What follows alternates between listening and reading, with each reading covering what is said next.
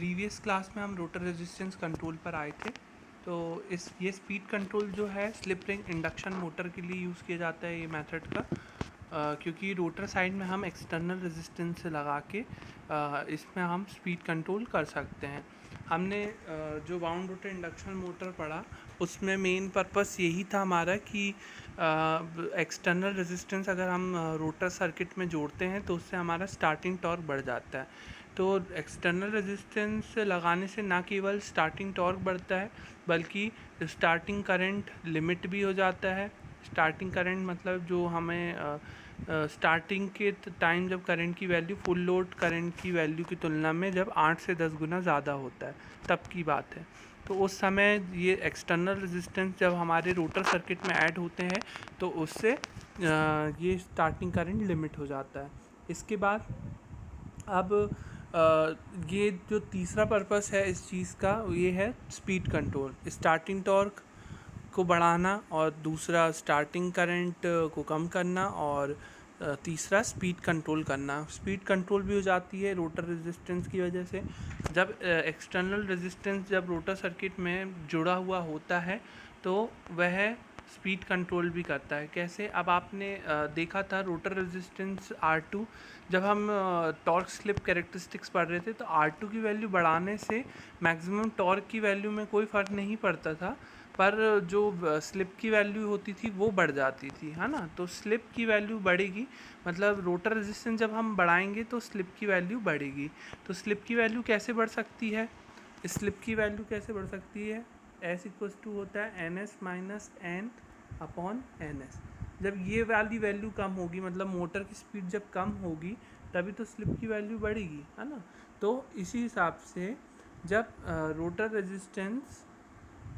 Resistance R2 को बढ़ाया जाएगा तो स्लिप की वैल्यू क्या होगी? बढ़ेगी। स्लिप की वैल्यू बढ़ रही है मतलब स्लिप की वैल्यू बढ़ेगी, मतलब n की वैल्यू क्या होगी? कम होगी।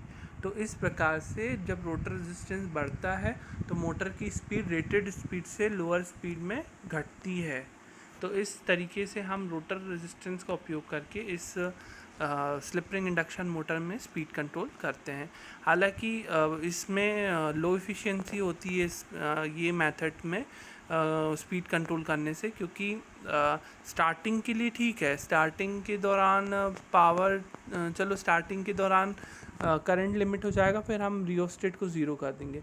परंतु वर्किंग के दौरान स्पीड कंट्रोल करना रेजिस्टेंस के थ्रू तो वो एक तरीके से नुकसान के रूप में आता है। तो इसीलिए जनरली इसकी स्लिप एनर्जी जो हमारी डिसिपेट हो रही है, पावर डिसिपेशन हो रहा है रजिस्टर में, उसको हम वापस से उस पावर को डिसिपेट ना करके वापस से सप्लाई लाइन में भेज दें तो उससे हमारा पावर डिसिपेशन नहीं होगा, कंजर्वेशन होगा। तो एनर्जी कंजर्वेशन के लिए हम दो तरह की ड्राइव पढ़ते हैं, स्टैटिक क्रेमर और स्टैटिक शेरबियस। वो आप स्लिप एनर्जी रिकवरी स्कीम्स के तौर पे जानेंगे और ये हम नेक्स्ट सेमेस्टर में पावर इलेक्ट्रॉनिक्स में देखेंगे। नेक्स्ट टॉपिक है आपका ब्रेकिंग। ब्रेकिंग आप नाम से क्लियर है, मतलब किसी भी चीज़ को रोकने के लिए ब्रेक, है ना, ब्रेक करना। मतलब ब्रेक करना ये वाला BREAK वाला ब्रेक नहीं है, तोड़ना नहीं होता है। ये ब्रेक मतलब स्टॉप कर देना, रोक देना काम से, है ना। तो यहाँ पे ब्रेकिंग, अब वो आप जनरली मैकेनिकल ब्रेक से यूज टू है। Mechanical break generally mechanical system जो हमारे व्हीकल्स वगैरह होते हैं उसमें जनरली वो ब्रेक्स अवेलेबल होते हैं। पर इसके अलावा एक इलेक्ट्रिकल ब्रेकिंग भी होती है और इलेक्ट्रिकल ब्रेकिंग के बहुत सारे एडवांटेजेस होते हैं ओवर मैकेनिकल ब्रेकिंग। तो उसके हिसाब से इलेक्ट्रिकल ब्रेकिंग ज़्यादा एफिशिएंट होती है मैकेनिकल ब्रेकिंग की तुलना में। हालांकि मैकेनिकल ब्रेकिंग भी यहाँ पे इस्तेमाल की जाती है at the time of stopping the motor, तो पर वो भी कुछ चीज़ों में ज़रूरत पड़ेगी। तो ब्रेकिंग यहाँ पे जनरली ब्रेकिंग का पर्पस क्या है? मोटर को, चलती हुई मोटर को हम सप्लाई से आइसोलेट कर दें, अलग कर दें, ताकि उसे हम रोक सकें। और इसके साथ हमें इसे रोकने के लिए एडिशनल ब्रेकिंग मेथड्स की आवश्यकता होती है जो कि इलेक्ट्रिकल ब्रेकिंग्स कहलाएंगी। मोटर को स्टॉप करने के लिए हम ये मेथड्स पढ़ेंगे। तो पहली मेथड होती है प्लगिंग। प्लगिंग मेथड में हम क्या करते हैं, जनरली जो फेस सीक्वेंस होता है, जैसा कि आपको मालूम है जब कभी भी हमें face sequence direction of rotation change करना हो तो हम किन्हीं भी दो फेस को आपस में इंटरचेंज कर दें तो उससे हमारा फेस सीक्वेंस चेंज हो जाता है। तो यहाँ पे भी वही चीज़ हम फॉलो करेंगे कि फेस सीक्वेंस को हम चेंज कर देंगे। तो आपको मालूम है कि स्टेटर और रोटर के बीच में जो एयर गैप होता है उसमें रोटेटिंग मैग्नेटिक फील्ड घूमती है, उसकी गति होती है NS। जैसे ही हम फेस सीक्वेंस चेंज करेंगे तो उस NS की डायरेक्शन जो है वो क्या हो जाएगी, चेंज हो जाएगी। सपोज़ वो गति NS से घूम रहा है तो वो चेंज होकर क्या हो जाएगी, -NS। तो जैसे ही डायरेक्शन ऑफ रोटर रिवर्स होती है और मोटर की स्पीड, मतलब रोटर की स्पीड या मोटर की स्पीड ज़ीरो पहुंचती है, रोटर की स्पीड ज़ीरो पहुंचती है, जैसी उसी इंस्टेंट में क्या किया जाता है, मैकेनिकल ब्रेक्स को लगा दिया जाता है ताकि मोटर पूरी तरीके से रुक जाए। तो इस तरीके से प्लगिंग में ये काम किया जाता है। परंतु प्लगिंग में एक सिर्फ ये चिंता का विषय आता है कि स्ट्रॉन्ग मैग्नेटिक फील्ड होने के कारण जब हम डायरेक्शन ऑफ रोटेशन एकदम रिवर्स करते हैं और RMF की जो गति है एकदम +NS से -NS होती है, तो उस स्थिति में टेम्परेचर राइज होता है मशीन में, मोटर में आपके टेम्परेचर तापमान में वृद्धि हो जाती है।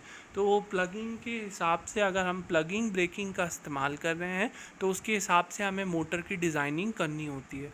तो मोटर की डिज़ाइनिंग उस प्रकार की होगी तभी हम प्लगिंग ब्रेकिंग का इस्तेमाल कर सकते हैं। तो इस समस्या का निराकरण करते हुए हम दूसरे तरीके की ब्रेकिंग पढ़ते हैं, डायनामिक ब्रेकिंग। तो डायनामिक ब्रेकिंग का प्रोसीजर क्या होता है, सबसे पहले मोटर का जो हमारा स्टेटर है तो उस स्टेटर को 3 फेज सप्लाई से अलग कर देना।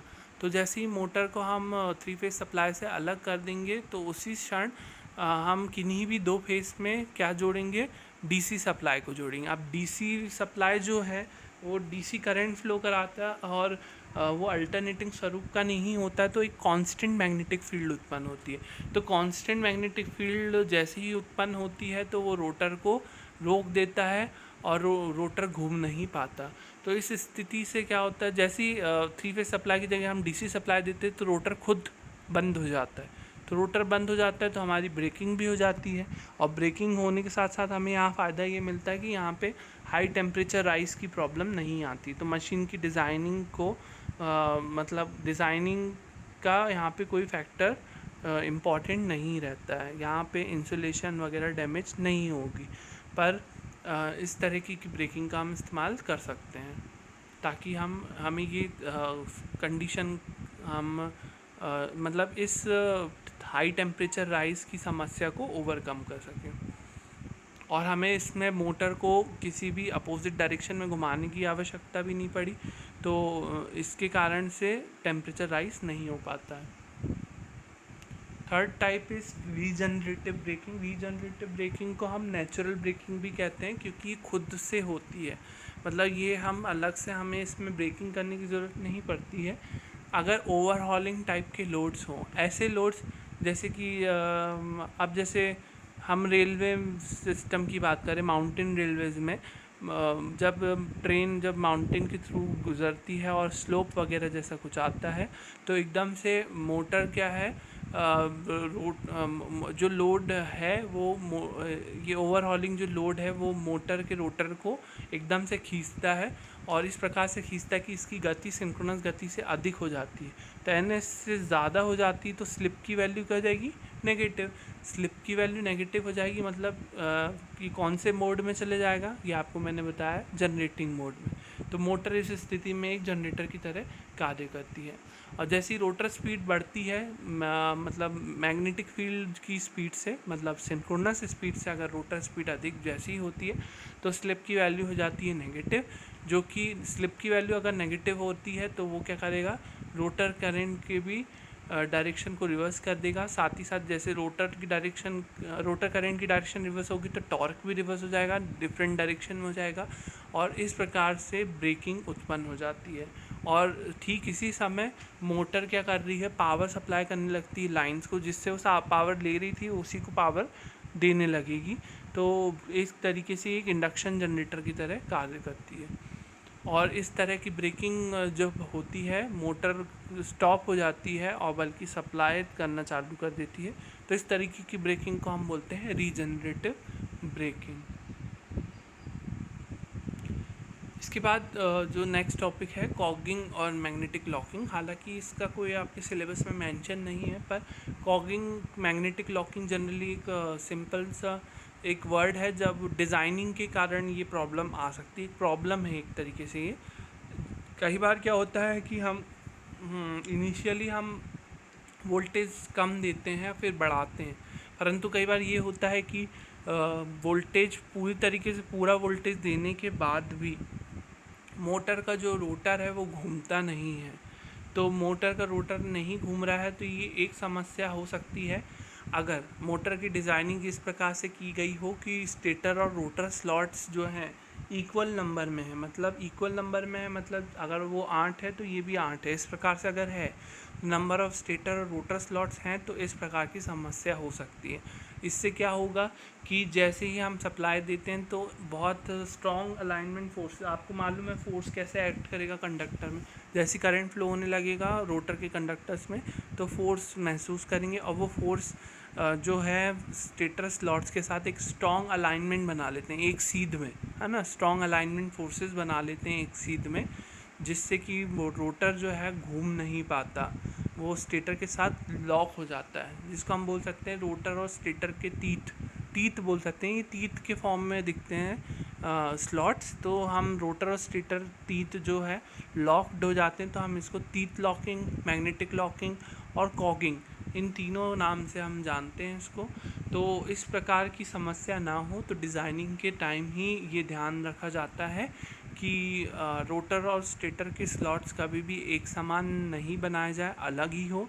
और साथ ही साथ इसके अलावा क्या किया जाता है, रोटर के कंडक्टर्स को थोड़ा सा तिरछा रखा जाता है ताकि वो चाह के भी स्टेटर के स्लॉट्स के साथ अलाइनमेंट फोर्स ना बना पाए, जिसके कारण से लॉकिंग नहीं होगी और रोटर घूमना प्रारंभ कर देगा। जैसा कि हमारा प्रिंसिपल ऑफ इंडक्शन मोटर होता है, उसी प्रिंसिपल के हिसाब से वह घूमना चालू कर देगी। स्क्यूड रोटर मतलब तिरछा, रोटर को थोड़ा सा तिरछा रखा जाता है, तो उसके कंडक्टर्स को तिरछा रखा जाता है जिससे कि वह मैग्नेटिक लॉकिंग की समस्या को दूर कर पाता है।